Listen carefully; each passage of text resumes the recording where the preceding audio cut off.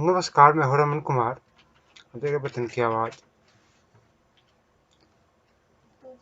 भारत एक ऐसा लोकतांत्रिक देश है जहां कोई भी कुछ भी बोल ले।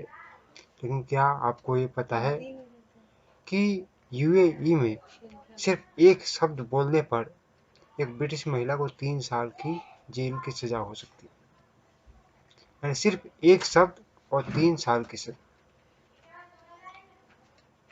वहीं दूसरी तरफ भारत ऐसी देश है, कोई भी कहीं से कुछ भी बोलता रहे। सबको अधिकार है, सबको अभिव्यक्ति मिली हुई है। जिसको मर्जी गाली दे, जिसको मर्जी कुछ भी कहे, यहाँ किसी को कुछ नहीं होता।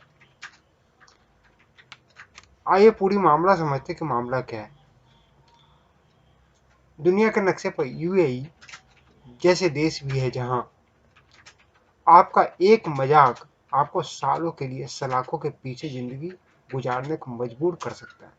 जी हाँ, फिर दोबारा से मैं आपको बताता हूँ कि दुनिया के नक्शे पर यूएई जैसा देश है जहां आपका एक मजाक, सिर्फ एक मजाक आपको सालों के लिए सलाखों के पीछे जिंदगी गुजारने को मजबूर कर सकता है। संयुक्त अरब अमीरात यूं तो कई अरब देशों के मुकाबले लचीले कानून से चलता है।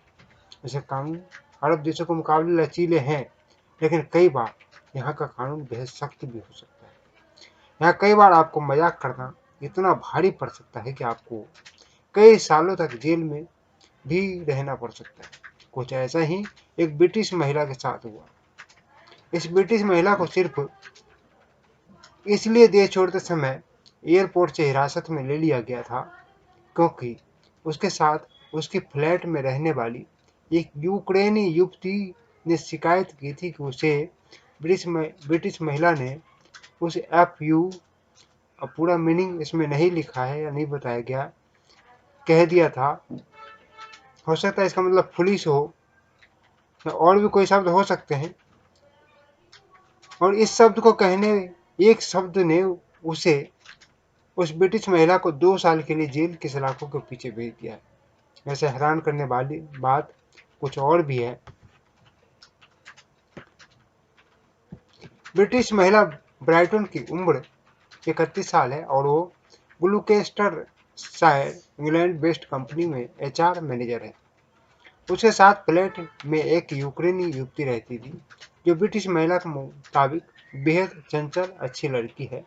लेकिन अक्टूबर महीने में उसने अपनी यूक्रेनी फ्लैटमेट पर गुस्सा होते हुए व्हाट्सएप पर FU लिख दिया। वो भी सिर्फ इसलिए क्योंकि लॉकडाउन के दौरान उसकी रूममेट ने डाइनिंग टेबल पर ऑफिस का काम कर लिया था।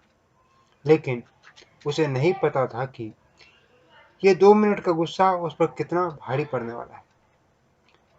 ब्राइटन ने बताया कि उसने अपने फ्लैटमेट को अक्टूबर महीने में वो मैसेज भेजा था। मैसेज व्हाट्सएप के जरिए भेजा गया था और अब वो दुबई छोड़कर हमेशा के लिए अपने परिवार के साथ ब्रिटेन जा रही थी। उसका सामान ब्रिटेन भेजा जा चुका था। वीजा का समय खत्म होने वाला था। उसने फ्लाइट का टिकट कराया और वो एयरपोर्ट पहुंची। लेकिन एयरपोर्ट पहुंचते ही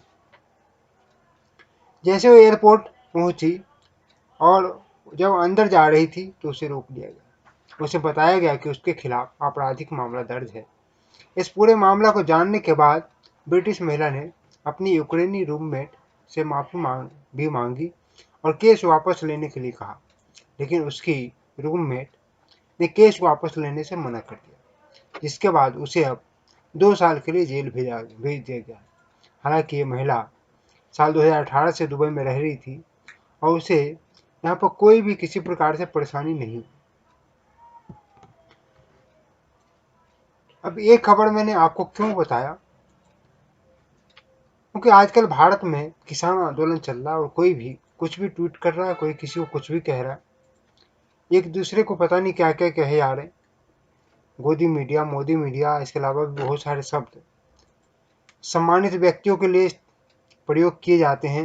हमारे लाल किला पर झंडे फहरा दिए जाते हैं, वो भी किसी धर्म विशेष की। लेकिन यहाँ तो सबके पास अभिव्यक्ति का अधिकार है। ये खबर इसलिए भी कि आपके लिए जरूरी है कि आज जिस भी देश में जा रहे हो आप, अगर किसी देश में बाहर जा रहे हो तो वहाँ के नियम कायदों को जरूर जान ले।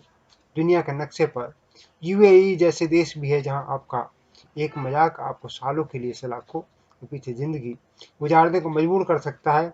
और भारत एक ऐसा देश है जहां आप गाली देते रहिए, आपको कुछ नहीं होना, क्योंकि आपके पास तो अभिव्यक्ति का अधिकार है। आप उसका पूरा भरपूर प्रयोग कीजिए और भारत के प्रधानमंत्री को गाली दीजिए, विपक्ष के नेता को गाली दीजिए, किसी को भी गाली देते रहिए, यहाँ पे कुछ किसी को कुछ नहीं होने वाला। लेकिन फिर भी एक बात ध्यान रखिए कि अगर आपकी ये आदत, किसी दिन आप बाहर जा रहे हैं देश से, यूएई जैसे देश में जा रहे हैं, तो आपको भारी और महंगा पड़ सकता है, क्योंकि वहाँ आपकी एक शब्द सिर्फ 2 साल की जेल करवा सकता है। इसलिए सावधान रहे।